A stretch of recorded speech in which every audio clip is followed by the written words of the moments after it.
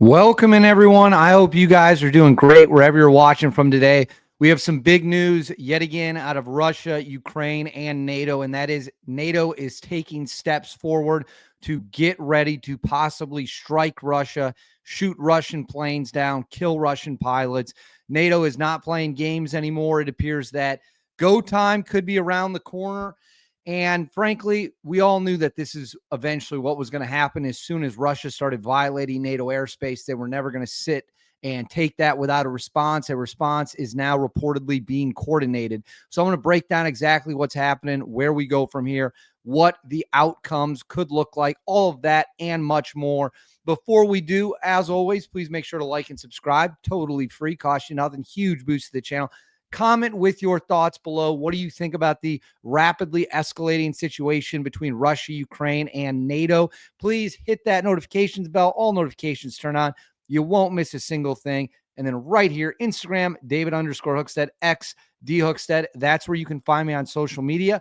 My DMs are wide open. Send me any tips you have. Now, let's get into it. We have watched a steady progression in the war between Russia and Ukraine as NATO it gets more and more involved. The Trump administration is on the brink of sending cruise missiles to Ukraine with a range of 1,500 miles that would be used to hit targets all across Western Russia, including Moscow, the Kremlin. They would also clearly be within range of hitting Russian forces already in Ukraine in Russian-held territory. Russia has responded by saying that they will strike back.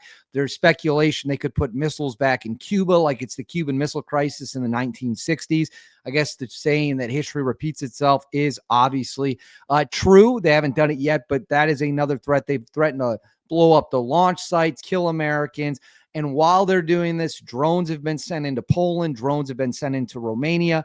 3 MiG Russian fighter jets flew into Estonia, which is, of course, NATO airspace, NATO protected airspace, which triggered a massive response from NATO. Now, all of those events have triggered massive responses from NATO, but the biggest one by far was when the MiGs crossed into NATO airspace. That was a huge escalation by Putin, clearly testing the limits, seeing what he can get away with, seeing how NATO will respond. So far, NATO has not shot down any Russian jets. They didn't shoot them down over Estonia. They haven't shot down anything other than the drones. Well, that could be changing. So this comes from the Financial Times. It says NATO weighs armed response to Vladimir Putin's hybrid war. It says defense alliance mulls easing restrictions on pilots to open fire on Russian aircraft.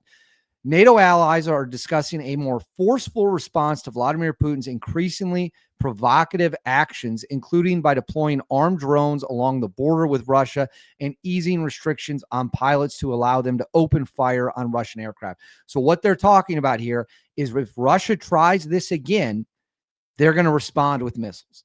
They're going to blow them out of the sky. They are going to shoot them down. It says the talks are aimed at raising the cost for Moscow of its hybrid war and lay out clear countermeasures after a spate of air violations by Russian drones and jets, according to 4 NATO officials briefed on the talks. Frontline states bordering Russia, backed by France and the UK, have initiated the discussions, which have since broadened to a larger group in the 32-strong alliance. Proposals include arming surveillance drones used to collect intelligence on Russian military activities and lowering the bar for pilots patrolling the eastern border to take down Russian threats. Another option is to conduct NATO military exercises on the border with Russia, especially in more remote and unguarded parts of the frontier. Historically speaking, when there's been NATO going back to the Soviet Union, when there were NATO exercises back in the day, the Soviet Union would freak out because they believe that it was just some pretense for a possible invasion. Now, obviously, that never happened. The Soviets were hyper paranoid. The Russians are hyper paranoid. Conducting military exercises on their borders would absolutely infuriate them and likely, again, further escalate. Donald Trump last month said NATO should open fire on Russian aircraft that breached Allied territory. The U.S. president's remarks came after a flurry of Russian provocations, including the first direct confrontation between NATO planes and Russian drones since Russia's full-scale invasion of Ukraine in 2022. In addition to that encounter in Polish airspace, Russian drones have also veered into Romanian territory, and MiG fighters crossed into Estonian airspace. That's what I was just talking about. It continues. Meanwhile, dozens of unidentified drones have caused massive disruptions at airports in Belgium, Denmark, and Germany, with some officials attributing them to the same hybrid warfare carried out by Moscow, and which includes cyber attacks and sabotage attempts. Here we go. It says 2 of the NATO's officials said that one urgent issue is to streamline the rules of engagement along the eastern flank. Some countries require fighter pilots to make visual confirmation of threats before engaging, while others allow them to open fire based on radar data or the perceived danger of the direction or speed of the hostile object. So what they are saying here, I'm going to pull this off the screen real quick. What they are saying here is we want to shoot these jets down. We are going to go with a hot response, a hot military response. We are going to purposely invoke, or I shouldn't say invoke's the wrong way to say it. We are purposely going to up the ante the best we can in order to make sure, I'm trying to pull a video up here, in order to make sure that if the Russians take this as far as they are indicating they will take it, then we will shoot them down. NATO fighter jets will engage them. NATO fighter jets will shoot them out of the sky. That is just the simple reality of what is going on. And the truth of the matter is, like with any bully, if you don't push back, the bully will just continue. If you allow a bully to push you around, the bully's not going to learn a lesson. And that, quite frankly, is just the simple reality of what is going on. And until I got it right here. Trump's comments, I'm going to put these up on the screen.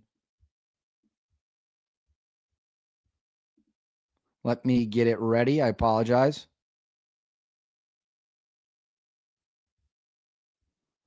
All right, hold on 1 second. Right here. I'm going to share this. We're going to go full screen for you.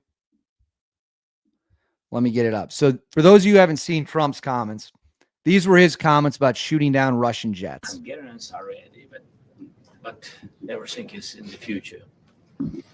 Thank you very much. Thank you. Any questions? Mr. President, do you think that NATO countries should shoot down Russian aircraft if they enter their airspace?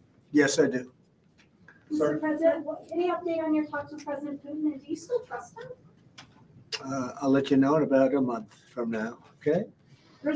So right there, it's kind of funny. Trump was like, I'll let you know in a month right now. That's about a month old. Clearly, he does not trust Putin anymore. So that right there was Trump going on the record. We are going to shoot these planes down.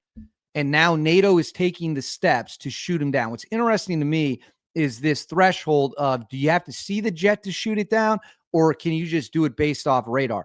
I would argue you should just do it based off radar.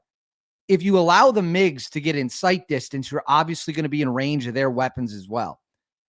We have F-35s in NATO, which can engage targets way further out than MiGs can. And what are F-35s? They're stealth fighters, right? You don't want to give the Russians the opportunity to actually get eyes on. Kind of defeats the whole purpose. What you want to do is use stealth to your advantage and fire that way and take them out. But NATO is not the only people calling for these planes to be shot down.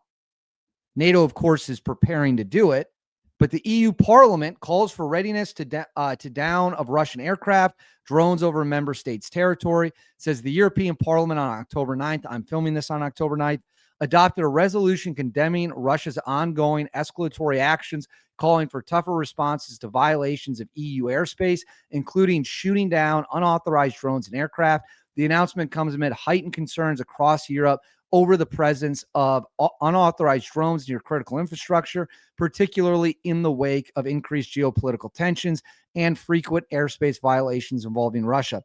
The resolution passed with 469 votes in favor, 97 against, and 38 abstained. According to an official statement on the parliament's website, lawmakers place full responsibility on Russia for recent airspace violations, including EU and NATO members, particularly Poland, Estonia, Latvia, Lithuania, and Romania. So there you go. NATO is taking steps to use military force against Russia. The EU Parliament is begging them to do so. Trump is on the record that we are going to shoot these jets down. On top of that, we're giving them cruise missiles. We're giving them intelligence to strike oil energy infrastructure, the oil infrastructure, which Ukraine continues to bomb. We tried negotiations. That failed. Now we are trying brute force. We still don't have any U.S. troops on the ground, and I can't stress this enough. In no situation should U.S. troops touch the ground in Ukraine. There is no situation where that should ever happen. I'm totally against U.S. troops going to Ukraine. But at some point, you got to tell the Russians to knock it off. And you can't let them invade your airspace. You can't let them threaten you. At some point, you have to remind them which military has the strongest military on the planet. And that's the United States. And the United States military is the backbone of NATO. That's just a fact of the matter. Now, NATO has other great members, as I always say, Poland specifically, a great example of a NATO country that does more than its fair share, full of tough, great people who are more than ready to fight if the time comes. So definitely don't sleep on NATO. They've got some hard charging dudes. But the fact of the matter is the United States military would wipe the floor with the Russians in a conventional fight. Now, Russia has a bunch of nukes. We got nukes too. Nobody wants to see those get launched. But the fact of the matter is our military is significantly better in every aspect of it. Every aspect of it. Our air power, it's comical, the gap between our air power and Russia's. Russia has 10 total Su-57 stealth fighter jets, and they're trash. They're the worst stealth fighter that's ever been invented. NATO in total has thousands and thousands of other planes and other aircraft. We have tools the public doesn't even know about in terms of the drone technology this country has. Russia doesn't want to do this. They will lose, and they will lose in blowout fashion. But I want to know what you guys think. Let me know in the comments below. Do you want to see NATO shoot down Russian jets? Let me know in the comments below. Please make sure to like and subscribe. Totally free. Cost you guys absolutely nothing at all. Hit that bell. All notifications turned on. You won't miss a thing of the best information on YouTube. And then right here, Instagram, David_Hookstead, X, D Hookstead. That's where you can find me. DMs are open. Send me any information you got. I'll see you all next time.